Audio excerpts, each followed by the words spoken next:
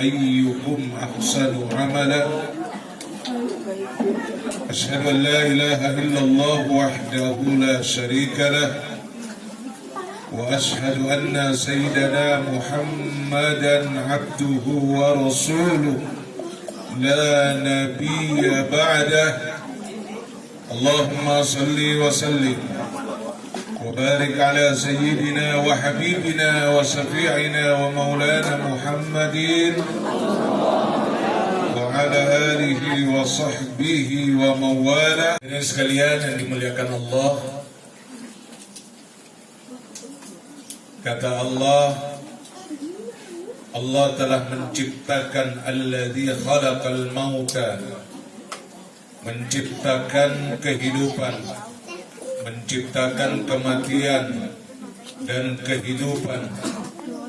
Di mana ada hidup pasti ada mati. Di mana ada mati pasti ada hidup. Itu Allah memang selalu menyiapkan berpasangan. Ada atas, ada bawah. Ada laki, ada perempuan. Ada putih, ada hitam. Begitu juga ada hidup, ada mati. Itu pasangan yang udah Allah selalu berikan untuk makhluknya, untuk umat manusia, termasuk kehidupan dan kematian. Kehidupan dan kematian itu Allah adakan gunanya untuk apa? Liyabluwakum ayyukum ahsanu amala.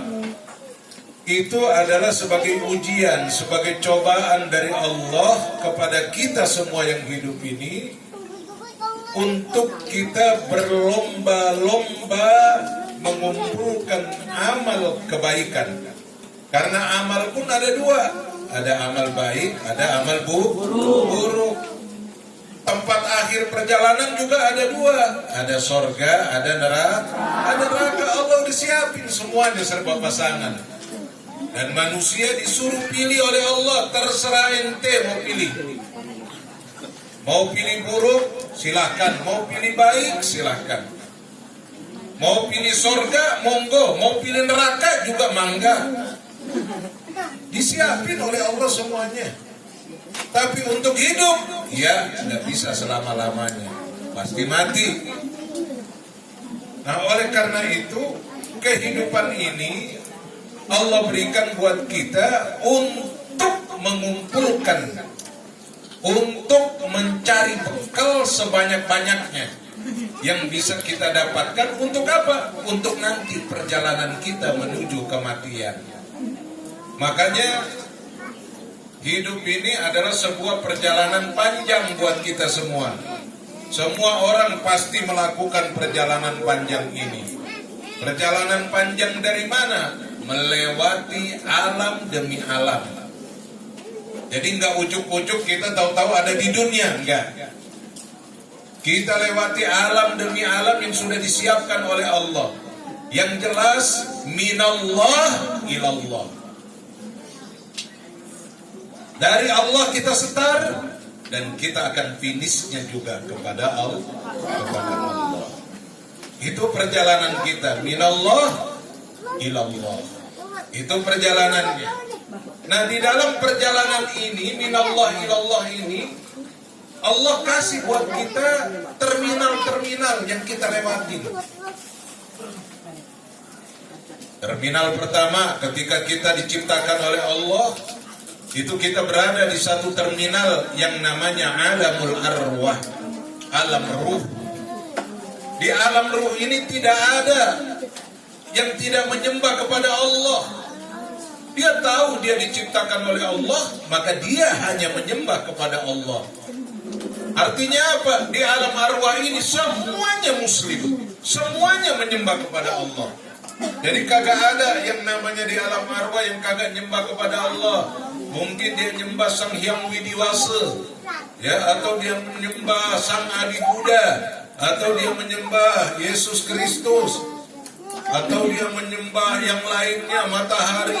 Ya, Semua di alam arwah ini satu penyembahan, yaitu mereka hanya menyembah kepada Allah. Makanya kagak ada yang namanya ruh Kristen, ruh Buddha, ruh Hindu, nggak ada. Semua ruh adalah Muslim. Ruh halus. Itu. Dari alam arwah diperjalankan oleh Allah menuju alam yang kedua, yang disebut dengan alamul arham, alam rahim. Di rahim ibu-ibu semua. Jadi rahim ibu-ibu ini termasuk satu tempat yang dipercayakan oleh Allah. Itu tempat suci yang dipercayakan oleh Allah sebagai tempat lewatnya calon-calon umat manusia. Itu disuruh lewat yang namanya rahim. Di alam rahim berapa lama? Dari mulai proses dia masuk sampai diberikan ruh, sampai dia keluar, itu hitungannya 9 bulan 10 hari. Tapi di dalam ruh berapa? Di dalam rahim ibu berapa? Ini seruh yang tadinya di alam arwah, dia pindah ke alam rahim. Di alam rahim ini, ya, pada saat dimasukkan ke rahim ibunya oleh Allah, itu dalam kondisi janin yang sudah menginjak 4 bulan. Karena kalau udah mulai menginjak 4 bulan, itu baru masuk ruh, baru mulai janin ini bisa bergerak. Semuanya bisa bergerak. Kenapa? Karena ada ruhnya. Berarti kehidupan dia di dalam perut ibu, di alam rahim ini sekitar 5 bulanan lebih. Di alam rahim ini. Nah, setelah itu apakah dia selamanya di perut? Enggak. Ini terminal.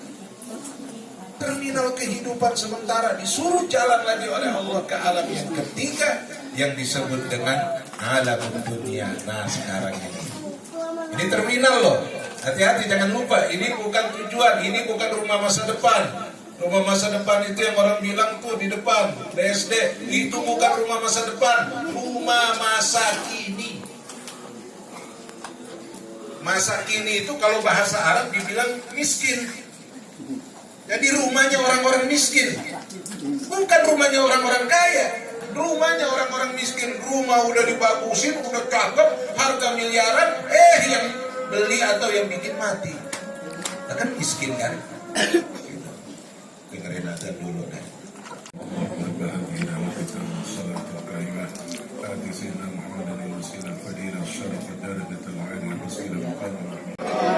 Sampai di mana? Babakan. Sampai masa kini, rumah masa kini. Jadi nggak usah terlalu sedih atau terlalu merasa kecewa, ya. Tadinya tanah kita di depan, terus kita disuruh pindah ke belakang, atau di depan udah timbul rumah-rumah besar-besar. Kita tambah ke Si Ayang nggak ikut Ayang. Tanah ditambah dikit. Gak usah kecewa dan gak usah khawatir. Ya, karena rumah yang ada ini cuma rumah masa kini, bukan rumah masa depan. Nah, itu kesalahan pandangan. Jadi dari mulai sekarang itu kita memandang bahwa kehidupan kita ini adalah berjalan dari alam. Berarti tujuan akhirnya itu belum sampai. Lewat terminal. Dan salah satu terminal yang dilewati adalah terminal dunia yang disebut dengan alam dunia. Alam dunia itu berapa lama kita tinggal di alam dunia? Namanya terminal, gak ada yang lama. Namanya terminal itu cuma sesaat. Kalau kata Nabi di dalam hadis, namanya kita hidup di dunia ini, umur umat Nabi baina sittin wa sab'in, antara 60-70 tahun. Itu sekarang rata-rata 60 dah. Ya, tambah ke sini tambah kesusahan, ekonomi tambah susah. Ya, kena COVID banyak. Itu hidup tambah berat. Karena itu akhirnya rata-rata umur hitung deh, rata-rata 60 dah. Jadi kita ambil yang Kata Nabi baina sittin antara 60 wasabain maksimalnya 70. Ya tinggal kita hitung-hitungan deh kalau 60. Sekarang 59 tahun 11 bulan. Nah bulan depan habis semua. Ya kan? Hitungannya gampangnya udah begitu aja.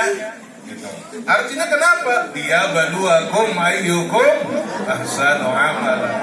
Supaya kita jangan terlalu lupa, jangan terlalu lalai bahwa perjalanan itu namanya di terminal satu waktu satu saat dipanggil lagi sama supir suruh naik, ya mau melanjutkan perjalanan. Nah, jadi antara umur 60-70 ini adalah umur batasan buat kita. Ngapain? Kan pertanyaannya begitu. Ngapain kita di dunia? Ngumpulin bekal sebanyak-banyaknya. Karena perjalanan masih panjang. Jangankan kita melewati alam demi alam.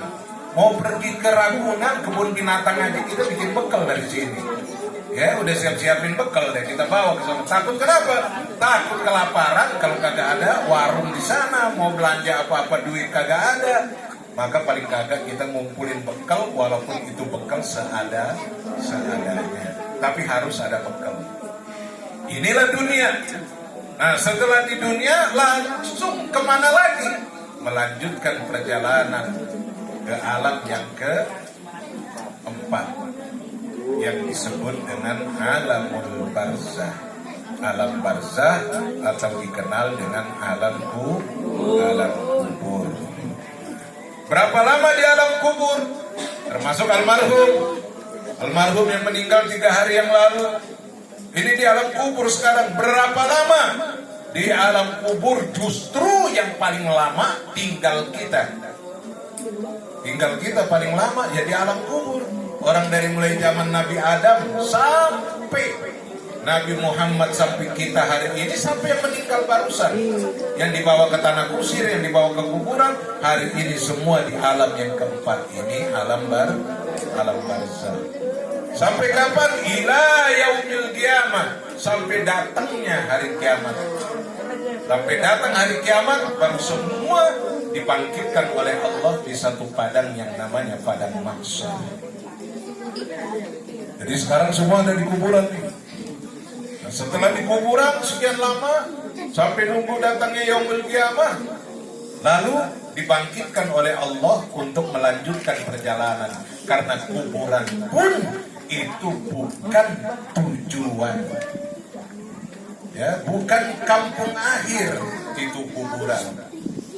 Kenapa kampung akhir daripada tujuan perjalanan kita? Minallah ilallah, itu ada 2 tempat yang dipersiapkan oleh Allah. Karena setelah dari kubur dibangunin oleh Allah, dikubur, terus ada lagi itu yang namanya pemeriksaan ketat banget untuk bisa masuk ke dalam. Pemeriksaannya dari mulai apa? Dibuka dulu buku rapor kehidupannya. Rapor kehidupan dari mulai dia akil balik sampai dia meninggal. Mana raportnya? Banyakan yang biru atau banyakan yang merah? Merah. Jawab sendiri.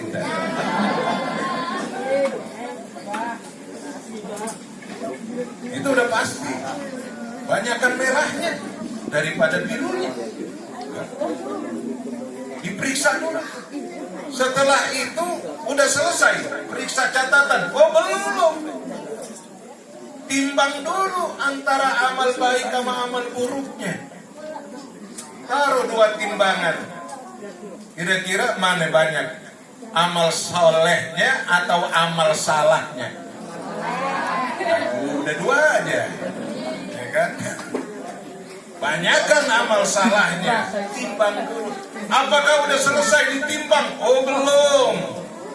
Masih ada lagi, kita disuruh lewati yang namanya Siratal Mustaqim. Kita disuruh lewat jembatan.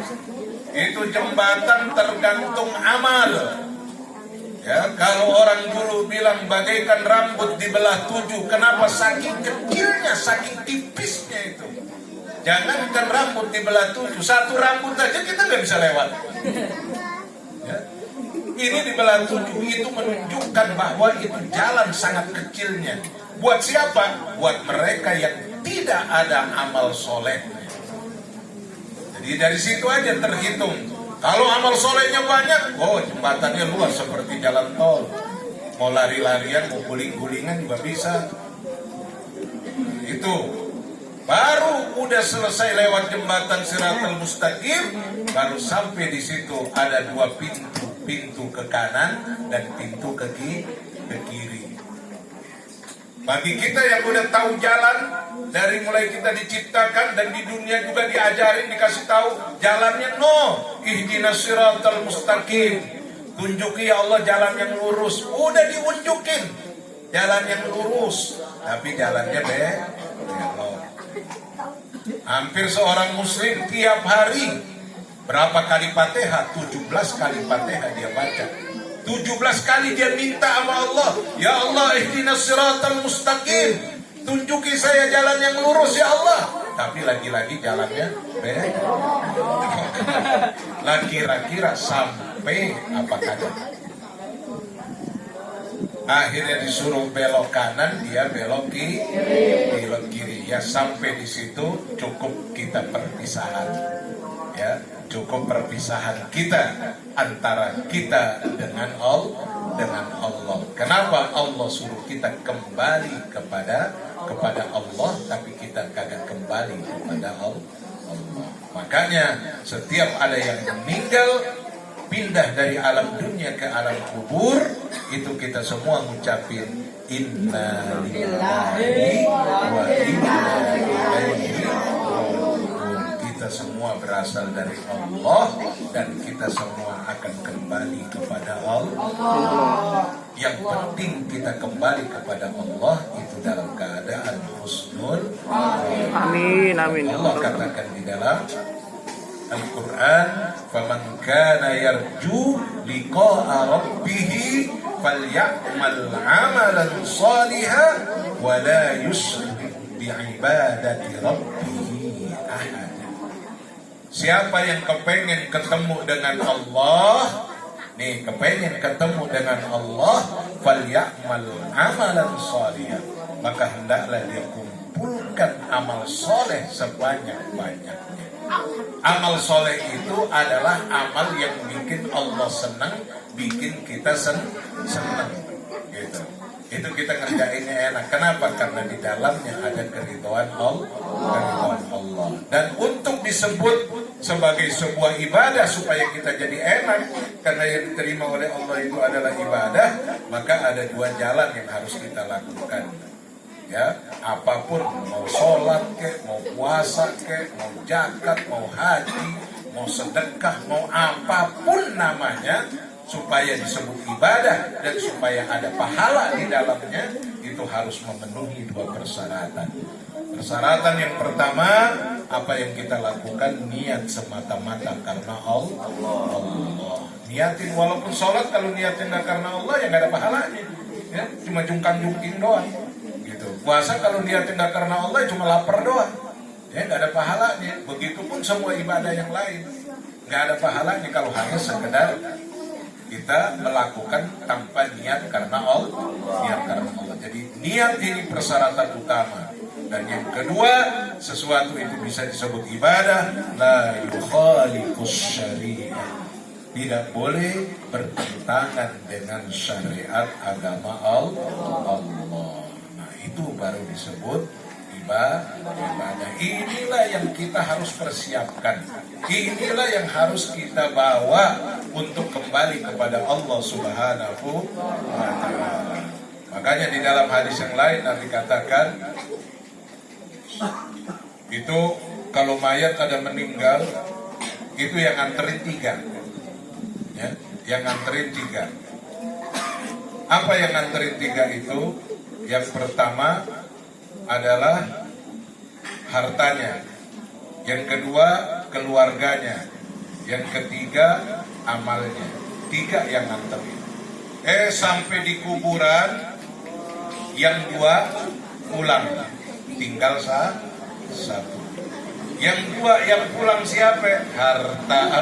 Hartanya iker, kain, ya kan, burung batang, apalagi tuh, udah pokoknya macam-macam dibawa dibawa pulang tuh hartanya. Harta mobilnya ikut nganter ke kuburan, tuh mobil balik lagi. Motornya sampai di kuburan, tuh motor balik lagi. Hartanya pulang. Dan yang kedua, keluarganya, istrinya, anaknya, cucunya, yang rame-rame datang nangis sedih, sampai di kuburan selesai pulang deh. Ya kan nggak ada yang ikut masuk gitu ke dalam bareng sama engkong, nggak ada yang mau. Kadang-kadang kalau ngomong kan suami istri kalau lagi pacaran, pokoknya kita sehidup semati ya, sehidup semati, giliran mati deh kawin lagi, ya kan? Gitu, sehidup sematinya apaan? Bohong itu semua. Nah, jadi 2 pulang. Nah, kata Nabi yang tinggal apa? Amalnya. Amalnya yang bakal nemenin dia. Nah itu tadi, siapa yang pengen ketemu dengan Allah, maka dia harus kumpulkan amal soleh sebanyak-banyaknya. Dan yang kedua, jangan sekali-kali dia mensyarikatkan Allah. Ya, dia mensyarikatkan Allah itu artinya dia tidak mau beribadah kepada Allah. Jadi ini sebenarnya setiap kematian ini menjadi pelajaran buat kita. Kafa bil mauti wa idhah. Ya. Kafa bil mauti wa idhah, kata Nabi. Itu cukup, kematian itu menjadi satu nasihat buat kita. Gak mempan udah dinasehati sama berbagai kiai, berbagai ulama, berbagai habaib, kagak mempan. Udah cukup aja, kematian aja tuh nasihat paling bagus deh. Ya, hari ini gue datang ke tahlilan, nahlilin almarhum. Nah, besok giliran gue ditahlilin. Iya kan? Begitu. Hari ini kita disolatin, diantar rame-rame ke kuburan. Lah besok kita yang dianterin. Nah, emang mau hidup terus? Mau jadi jenglot emang? Enggak ada waktunya, ada saatnya. Udah tinggal hitung-hitung aja dah. Hitung-hitung 60, 70, udah hitung-hitung aja begitu dah. Kalau 60 sekarang udah 58, 2 tahun lagi. Udah begitu aja udah. Nggak usah ribet-ribet gitu. Kalau sampai 2 tahun lagi alhamdulillah. Kalau kecepatan ya alhamdulillah juga. Hitungan kita ternyata meleset gitu. Kita sangka 2 tahun lagi ikutin standar normal. Tahu kagak normal gitu. Jadi yang paling penting buat kita itu adalah mempersiapkan bekal untuk pindah ke alam kubur. Persiapin bekal. Kenapa?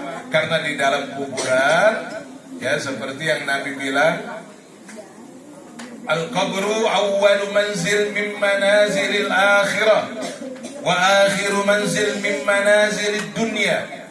Faman naja minhu fama ba'dahu aisar, faman lam yanju minhu fama ba'dahu asad.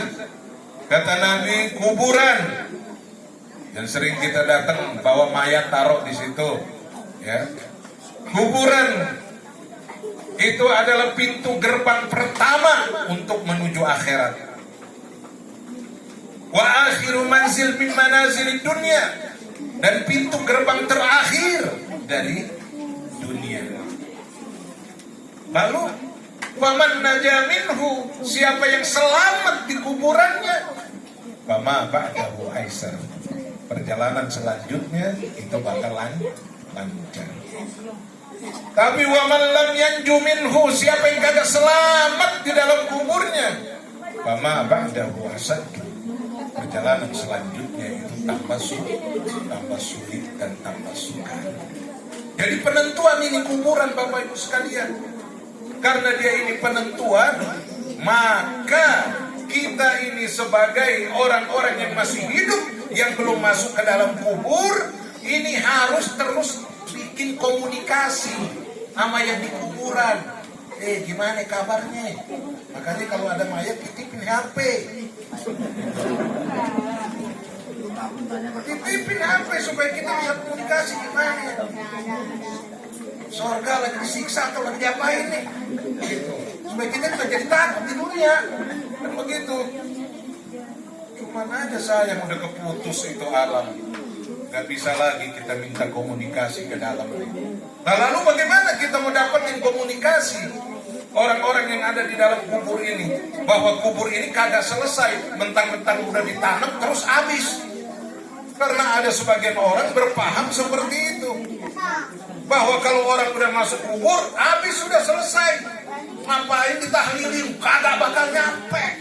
Ada nggak ya? Ada nggak begitu? Ini nanya doang ini, sini babakan. Kalau di PSD mah emang begitu. Kalau udah masuk kubur habis sudah. Ngapain lagi ditahlilin? Ngapain dibacain Quran? Ngapain didoain? Orang udah habis, sudah selesai. Dia bilang idza mata ibnu adam in qata'a amalu. Kalau seorang anak Adam udah meninggal, putus sudah semua amalnya. Segitu doang ya. Emang kambing apa? Mati dikubur udah selesai. Manusia berbeda. Manusia itu terdiri dari dua. Yang pertama itu adalah ruh. Ruh ini 99%. Dan yang kedua adalah jasad. Jasad itu cuma 1%. Banyakan mana? Banyakan ruhnya. Jadi manusia itu sebenarnya ruhnya, bukan jasadnya. Karena ini manusia harus ada di dunia, maka dia harus gabung ruh ini dengan jasad. Tapi jasad pun dibatasi oleh Allah, nggak boleh lama-lama, 60-70 aja cukup. Habis itu jadi belatung, nanti dimasukin ke dalam kuburan. Jasadnya jadi belatung, dimakan itu sama namanya apa itu? Ulat. Ya. Habis jasad. Tinggal tulang. Tulangnya udah tinggal begitu aja. Lalu ruhnya masih ada? Masih. Ruh dia akan tetap hidup sampai bertemu dengan Allah. Nah, ini jadi manusia itu intinya adalah ruh, bukan jasad. Oleh karena itu kita harus pinter, kita harus cerdas. Kalau jasad itu sakit, kita ngeluarin duit sampai ratusan juta, sampai jual tanah kita bela-belain buat ngobatin jasad, betul? Padahal sakitnya cuma sakit bengek, ya kan? Sakitnya sakit jantung, sakitnya sakit paru, sakitnya sakit gula, sakitnya sakit ini. Itu biaya kita sampai ratusan juta kita keluarin. Tapi ketika ruh kita sakit, itu kita cuek aja. Betul apa betul? Ruh kita padahal ruh 99, jasad cuma 1. Kita sibuk itu ngurusin jasad, tapi kita kagak sibuk itu ngurusin ruh. Padahal yang akan pergi bertemu dengan Allah adalah ruhnya. Oleh karena itu, Bapak hadirin sekalian, kita harus tahu bagaimana kondisi hari ini, supaya komunikasi kita jangan putus sama yang ada di dalam kubur.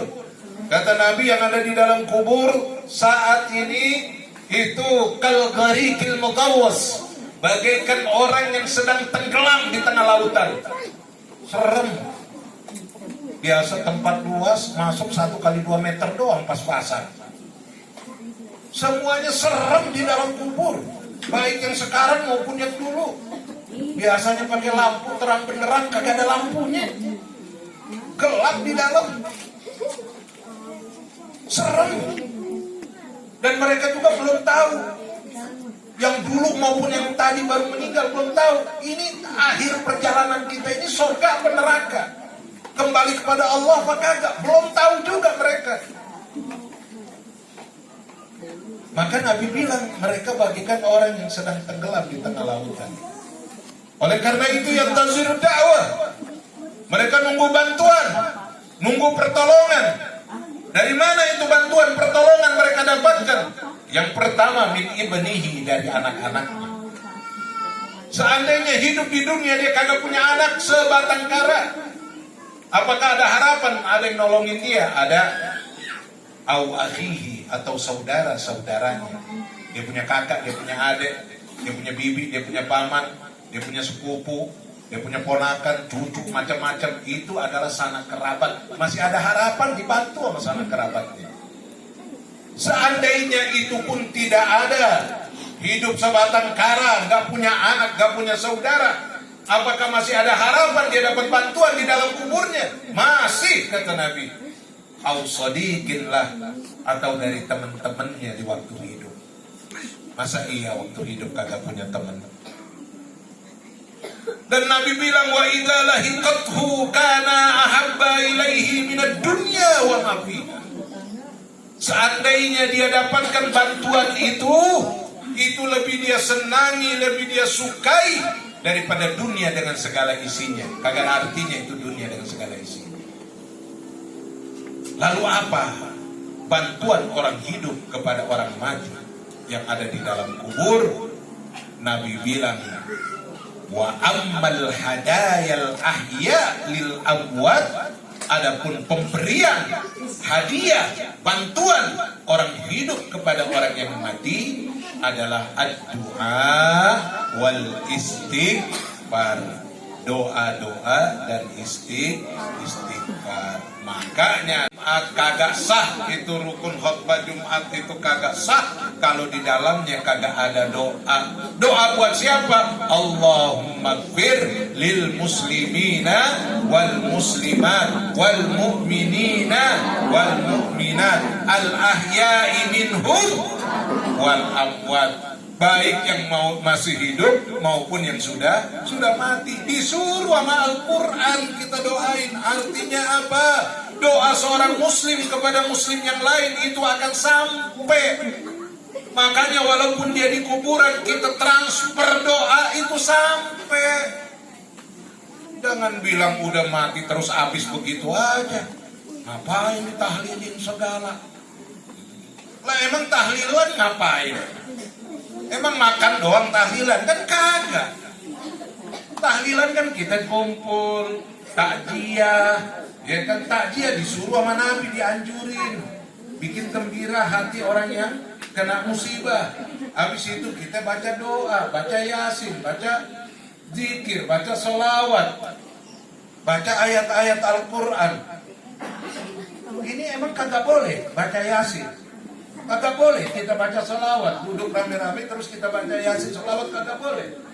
Disuruh sama Nabi, ya, uzkurullaha dzikran katsira, berzikir kepada Allah, zikir pada Allah, bisa baca Quran, ya, bisa baca tasbih, tahmid, tahlil, itu zikir, suruh banyakin baca. Mau baca sendirian boleh, lebih banyak baca rame-rame lebih baik lagi.